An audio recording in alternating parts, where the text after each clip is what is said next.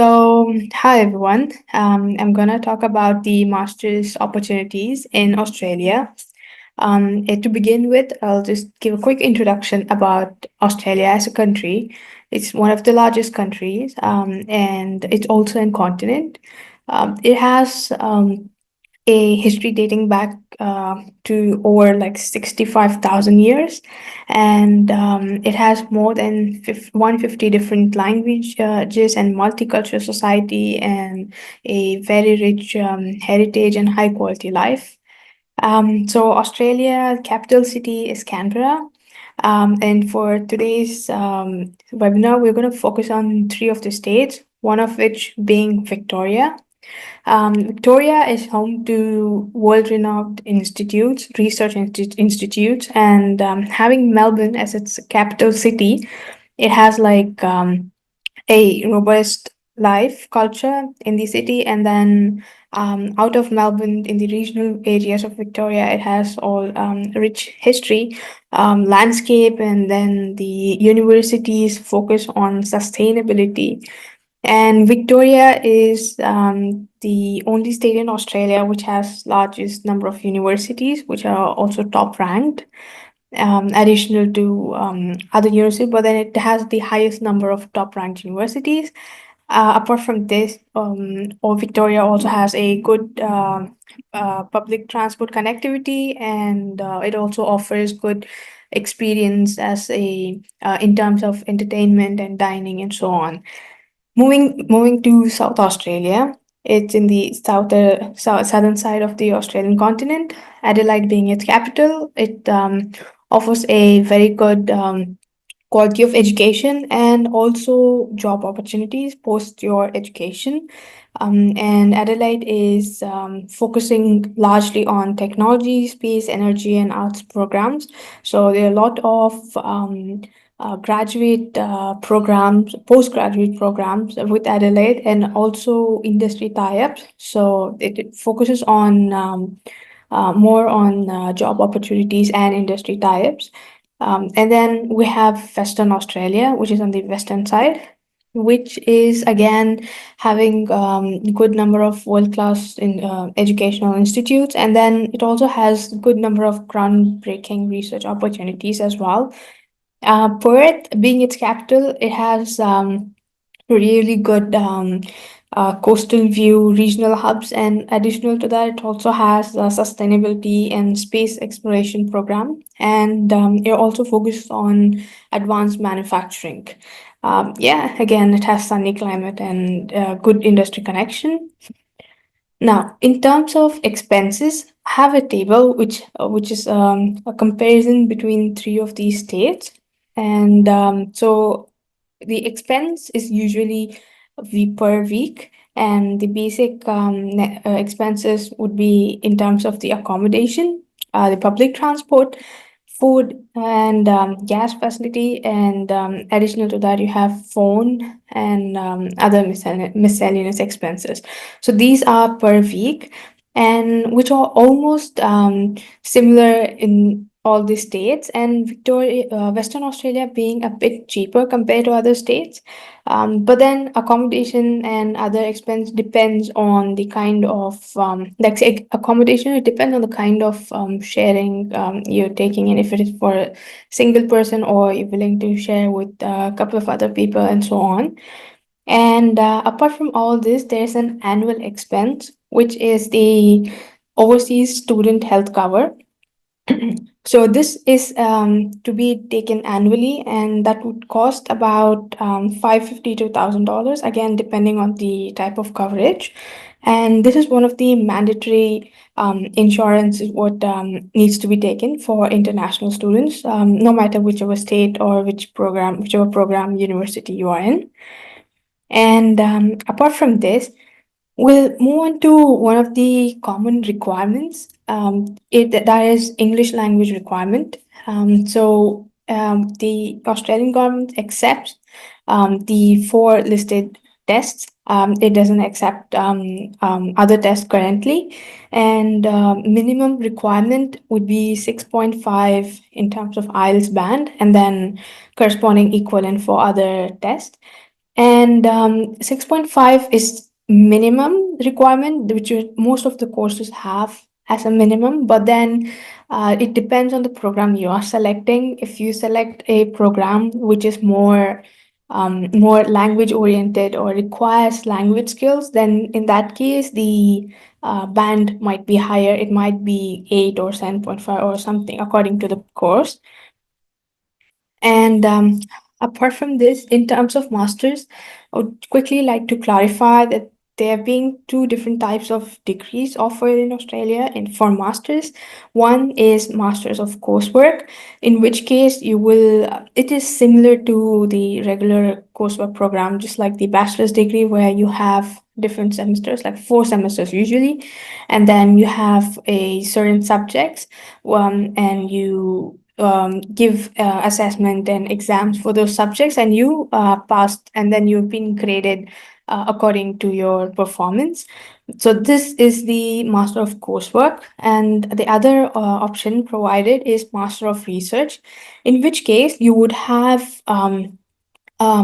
have regular subjects. Instead, you will have a research topic to work on, and you will be researching on that project. And then in the end of 2 years, you will finalize, write a thesis and a dissertation, and then submit that. So it is more of a research oriented program. And yeah, so again, that's going to be for 2 years. And for today, the universities I'm gonna talk about is Deakin University. So this university is located in Victoria, and it has its campuses in India, Indonesia, apart from having it in Victoria. So it has international campuses as well. And then it is number one for sports science topic. So if you're interested, then this would be a good option. And then apart from this, it has the programs offering in Melbourne and regional Victoria. So the main campus of this is located in the regional Victoria. So if you're moving to the regional side of the state, then expenses reduces compared to the city. Apart from this, it has a good ranking and is also focused on sustainability and educational research and operations. Now, the other university we have is University of South Australia. The South Australian University is number one for graduate careers and student satisfaction and teaching quality. So, like I mentioned earlier, the universities in South Australia have more focus on post studies. So, they focus on the graduate careers and job opportunities and industry collaboration. So, yes, University of South Australia has the graduate employability record rate, and it also has industry partnerships, different tie-ups, so you it's easier for you to get into an internship and a job. And then it also has global presence in Hong Kong, apart from Brisbane. So, yep, and last university we have is Curtin University. This one is located in Western Australia, and it's again ranked in top 1% of the universities worldwide, and it is known for research programs, and it has a focus on minerals and mining engineering, apart from focus on hospitality, tourism, and architecture. So, to begin with, let's start with Deakin University scholarship programs. So, the first scholarship what we have here is the Deakin University Postgraduate Research Scholarship. Now, this scholarship is for the Masters of Research degree. And here, in this case, you would have to have a good academic performance and a leadership potential. In that case, they would select you, and they would give you a stipend of around 35 to 36,000 per annum, which is tax exempt. So Australia has income tax, and in this case, your stipend won't be taxed. And it also provides you a relocation allowance of about 500 to 1,500, depending on the family size and yeah, family size and the location where you're relocating from. And apart from this, it also covers the major expense of overseas student health cover. So for the duration of 2 years, the entire health cover is being covered. And apart from this, you will also have a fee exemption, so you wouldn't have to pay anything. And additional to that, you will receive stipend and other benefits. And so the duration of the program, so this scholarship would be valid for 2 years if you go with a research master's degree, and that would be valid for 4 years if you go with a doctorate degree. And if you have a good background in research within your bachelor's degree, then in that case you might be eligible to apply for a doctoral degree as well. Next one is okay. For this particular scholarship, we'll just quickly check on the eligibility criteria. The eligibility criteria is you have to be an international student, and then you should not be receiving any other scholarship apart from this particular scholarship. And then you are allowed to work part time, but then you need to ensure that your other source of income should not exceed more than 75% of the stipend rate. And you have to meet the admission requirement, be it in terms of language or the score, whatever um, specific mention for the program you are opting to select. And then you have to complete a minimum of 4 years of tertiary education study, which could be a bachelor's degree, or you have a bachelor's and a master's or something. And then you will have to have 80% or equal in the research component of your previous study. And yeah, so you need to have a good merit score, and also um, also meet the minimum requirements so that you get admission for the graduate research program, and then you will be eligible for the scholarship. In terms of application requirement, there are not any as such specifically for the research scholarship. That is, so the application requirement would be same as the requirement for the graduate research program which you're applying. And in case of deadline, it closes on 24th of August 2025. So if you're looking to join for Feb 2026, then you have a deadline of August 2025. But again, if you want to join maybe next year or next to next year, like 2027, then again your deadline would go up to August 2026. So this is offered annually. So if you are still studying or looking to take a break, then the scholarship will still be available in that case. And the other scholarship option being offered is the Vice Chancellor's International Scholarship. This is for the coursework program, in which case you will get either a full tuition fee coverage or 50% tuition fee coverage. It depends on the applicant and the kind of application you've put in. So you would be either selected for full tuition fee exemption or 50% exemption. And there's a program called the Vice Chancellor Professional Excellence Program. So once you're selected for the scholarship, then you will have to participate in this program. And being an applicant or being a recipient of this scholarship, you get priority access to on-campus accommodation as well. And this particular scholarship is for international students with high academic performance as well as leadership potential. So the in terms of the eligibility criteria, you must have at least minimum of 85% in your previous study so that you are eligible for this scholarship. And in terms of application requirement, you will have to complete a application form, and then you'll have to have a personal statement of about 300 words, which would cover the reason for choosing Deakin University, and mentioning your extracurricular activities and work experience. It could be an internship or paid or voluntary position, and also why you would make an outstanding ambassador for Deakin. So your personal statement should have all these details mentioned. apart from the application form. And then you also have to have a reference letter.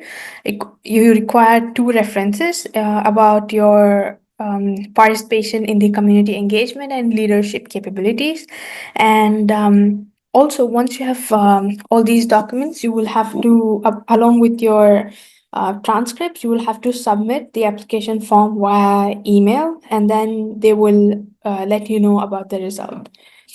And in terms of deadline, it is open throughout the year. So in this case, your program deadlines would apply. So certain programs have a earlier deadlines, and certain programs accept admission throughout the year. So depending on that, you will be able to apply for this scholarship with regards to the program.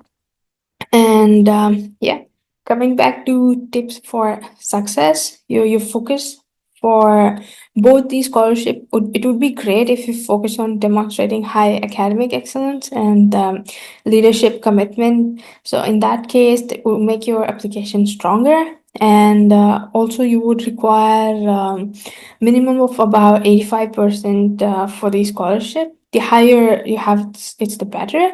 And yeah, and then your personal statement. So the personal statement you given, it has to reflect all your participation, and it has to make your application stand out. That is more important. So you need to put in all the little details in the personal statement.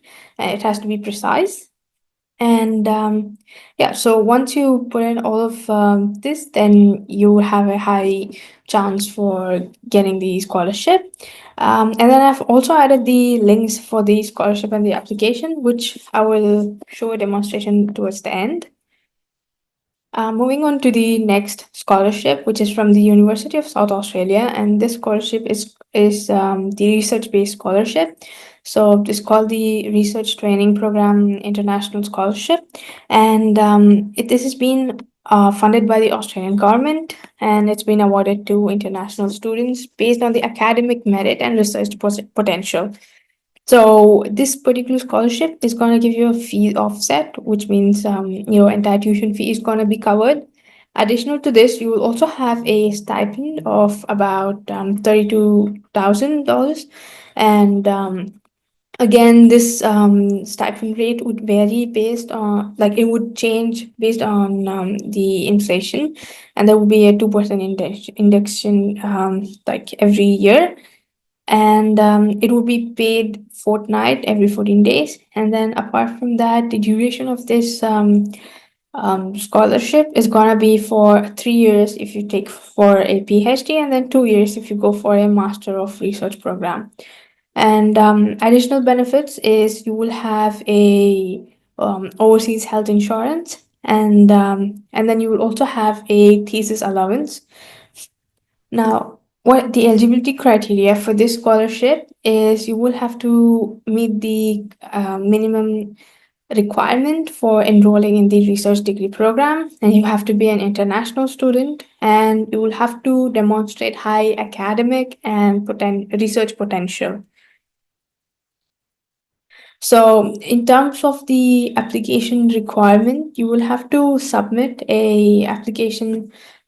So there are a certain listed projects in the university which are already funded and which have a certain supervisors allotted. So you have an option. You could go ahead with those research programs or projects and select and then work on it. If not, you will have to submit a proposal for the project of your choice, and then also provide the list of supervisors whom you prefer, and then it's up to the supervisors to select you as a student and accept your project, and then they will go on with the admission process where you will submit your documents in English language competency and your academic transcripts and so on, and then get an admission.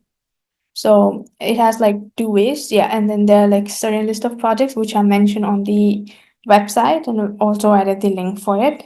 In terms of deadlines, so the deadlines, if it is your own project, then in that case there would be no deadlines. You can apply and send in the proposal anytime. But then if you're selecting a existing project which is already approved, then in that case there will be specific deadlines for those projects, and then those deadlines would apply in that case.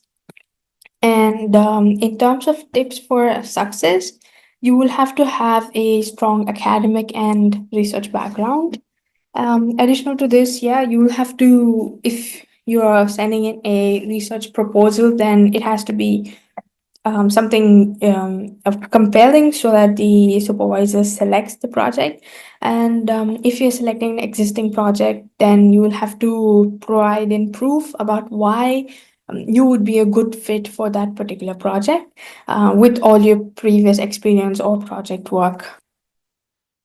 And yeah, so it's always better for any university that you submit your application prior, like at least 3 months prior or 4 months prior, to allow all the process and the visa grant process to be completed, and then you have time to prepare yourself and then travel.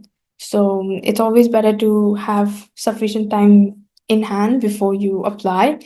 And the last scholarship what we have is the one offered by the Curtin University. It's called the Curtin Global Merit Scholarship. And this scholarship is coursework based, which means for your master's program, you have about 20% of tuition fee for the entire duration, which is about like 2 years. And for the Curtin Global Merit Scholarship, you will have to be an international student, and you are enrolled in a master's degree program. And then you also have a start date, which is from July 2025 onwards. So, and then, yeah, you have achieved a minimum percentage which is required for your program, and so that it meets the minimum eligibility criteria of the of the Curtin University. And apart from that, after you have been granted the scholarship, the criteria requires you to maintain at least a status of good standing. So this is about different ratings, different gradings in your coursework. So you have to have a grade of good standing so that you continue your scholarship, and it will be reviewed every year or every semester, so that it's important or mandatory for you to keep continuing the minimum academic merit score which is required after the scholarship has been granted. And then, so, yeah. And again, in terms of application, you do not have to have a separate application submitted. And then you could just register through the course or through an agent. So once you submit an application for the course, then you will be automatically considered for your scholarship as well. And in terms of deadlines, this scholarship will be open, it's already open from Feb 2025, and it's gonna be open until September 2027. So again, you have sufficient time to prepare and work accordingly and apply for the scholarship. And the second scholarship being offered is John Curtin Global Excellence Scholarship. So this scholarship again is offering about 40% for the entire course duration. So this is about for students who have demonstrated exceptional academic performance and commitment to excellence in their studies.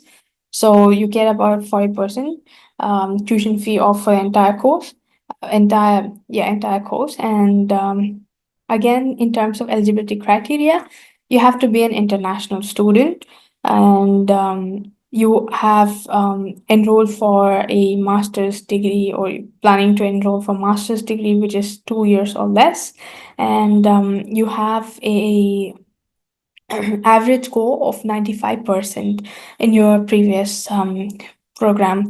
So maybe in your bachelor's degree, if it's the last degree what you have done, then you need to have a 95% score in it to be eligible for this. And you must be commencing your program from July to 2025 onwards. In terms of application requirements, again, there's no special or separate application required for this scholarship. Whenever you register for the course, your application again would be considered, provided you meet the minimum requirement, like the 95% score cutoff. So in that case, it would be automatically considered. And in terms of the deadlines, then it is again the similar deadline, which is from Feb 2025 to September 2027. And again, I've added the links for the scholarship. And for tips of success, so if you're looking for 40% scholarship, then you would require to have minimum of 95% or equivalent in your previous studies. And it's always better to apply early because you will have the chance of securing the scholarship as you apply earlier. The department would have time to review application, and also if there's anything missing, they can reach out to you, and you can submit it back instead of having submitting in the last minute, where it will reduce the chance of you being selected. And additional to this, you need to submit in all the required documents and proofs so that your application is complete and it increases your chances. Apart from this, there are also curtain representatives, so you can reach out to them, or you can contact the university directly to understand if you have any queries or any confusion regarding your application. It's always better to have a clarification before you apply. And also, yeah, there are many scholarship conditions. Once you receive the scholarship, it doesn't end there. So there are other requirements of you maintaining a certain grade in your different semesters. So you will have to ensure that you get to know those and meet those requirements as well. Yep, so that was about the scholarship details. I'll quickly scroll up and take you through.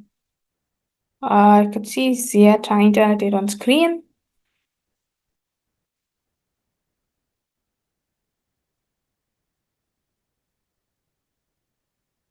So, yeah,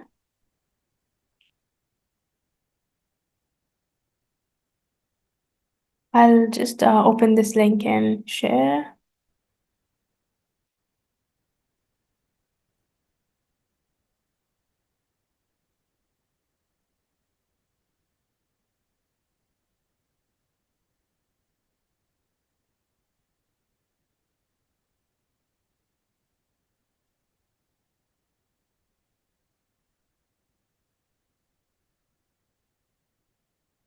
I hope the scholarship page is visible. Yeah, we can see. Thank you. All right. So I'll begin with the research scholarship, how to apply and the details regarding this. So yeah, as you can see, that it's currently open, and you can put in your applications, and there are dates specified as well for the 2025-26, the year 2025 and 26. And apart from that, you have the details mentioned in terms of your stipend and the eligibility criteria. And then there are other terms and conditions regarding the research programs, which you could have a look into. In terms of selection process, so coming on to this, you will have to have 80% and study of minimum 4 years to be eligible. And yeah, there are other guidelines and rankings. Now, coming to the next level of how you could apply, what you could do is in terms of application, or if you have any question, you could reach out to the Research Development Academy. What they do is then they help understand you the process, and also give you a specific link where you could apply, and then it's like application by invite, where few universities use that process, and it's quicker. And in terms of how you would apply for a research degree in general is you have certain key dates which you could explore further, and then there are about the entry requirements which we just discussed about in terms of English language and so on, and then the research proposal, which is important if you're applying for a master of research program. You would have to write a research proposal which is specifying the details or outlining the research topic what you want to work on. And yeah, if you can also look for the supervisors and reach out to them directly with your research proposal, and then like you can use this directory to understand the supervisors working on specific areas of research, and then you could connect with them and discuss about the research topic and so on, and then have your proposal ready. And the next step would be for you to have your other documents like your transcript, your resume, and identification, and other academic qualification details, what you would have to apply. And once you have all this ready, you could launch a new application. So in this case, it's currently closed, and then the new application will start on 15. So I won't be able to access that now. And once this is open, you will have the link for the portal as well, in which you can go ahead and submit all your documents, upload all your documents, and submit it online. So once it is done, allow at least like 8 weeks. So yeah. So again, in that case, it's about like say 1.5 to 2 months of time at least for the process to for the application to be reviewed, and then you will have your admission process and so on. And beyond that, there would be the visa process and so on. So at least like in this case, it would be good if you have 5 to 6 months in hand for things to be done smoothly. And yeah, the portal is launching soon and so on. So this was about the research degree, and then there again the key dates on all those details mentioned here. So you could have a look if you're interested in this particular program. And the other one, what I have is the coursework degree.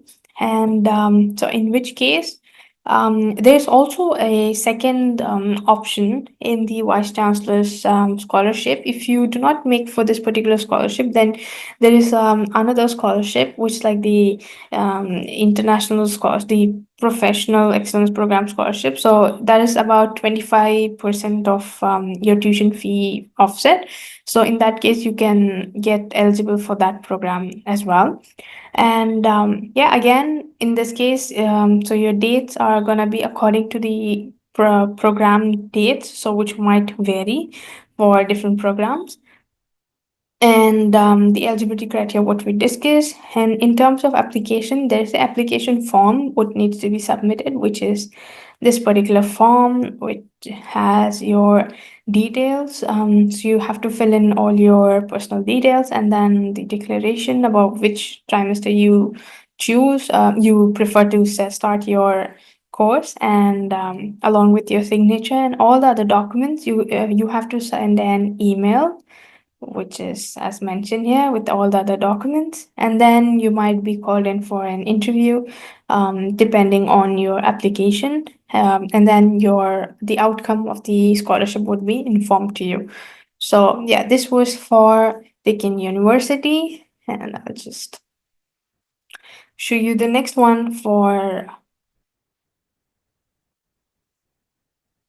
yep, University of South Australia. All right. Okay, in terms of research projects, again, we have the details listed for University of South Australia, and we have a guideline as well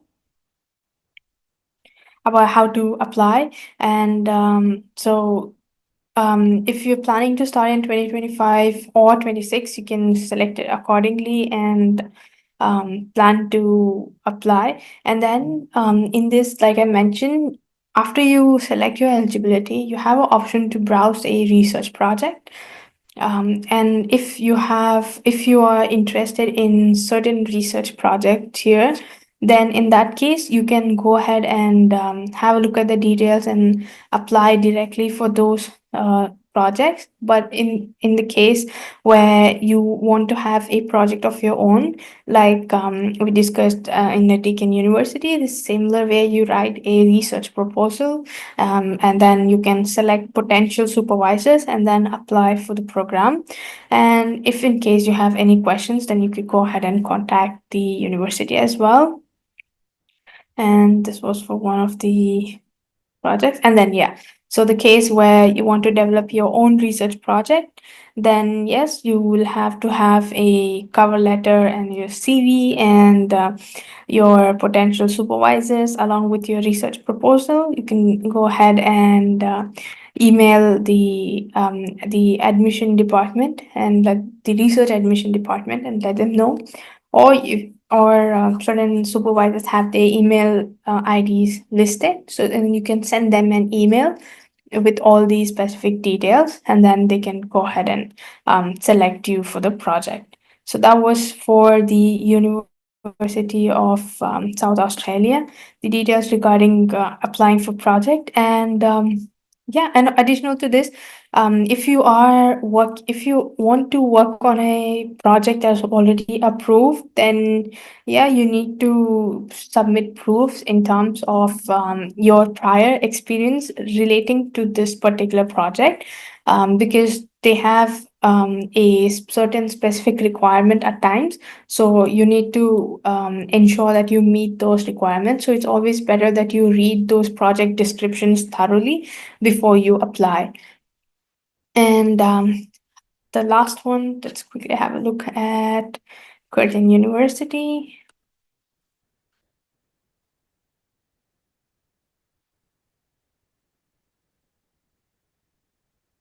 All right. So the John Curtin Global Excellence Scholarship. So again, they have the application date and the information, and also they've listed the faculty which is participating. So your courses, what you if you want this particular scholarship, and this particular scholarship is applicable for the faculties which are listed below, and the courses which are provided by these faculties, which could be either postgraduate or undergraduate. And then it's going to be merit based as well. And we have gone through the eligibility criteria as well. And also, there are the additional conditions or additional notes relating to the scholarship, which you can have a look, like it can't be provided as a cash and so on. And the deferral date cannot go beyond 2028. And yeah, and in terms of application, there's no specific application required. So in that case, you would just have to apply directly to Curtin University. And there are additional enrollment requirements as well. Apart from maintaining a good standing grade, you would also have to ensure that you are studying full time and not taking leave of absence or withdrawing from the course and so on. And the other contact numbers and email IDs which are mentioned here, so you could reach out to them if you have any other queries.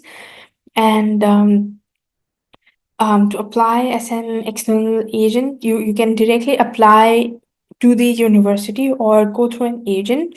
Some countries or some universities prefer it through an agent, because that will reduce the load of documentation. But in this case, you have access to the university directly. So you would have to gather the documents which are mentioned. And then, yeah, if any of your document is not in English, English being an official language of Australia, then you would have to get it translated so that it's being interpreted in English.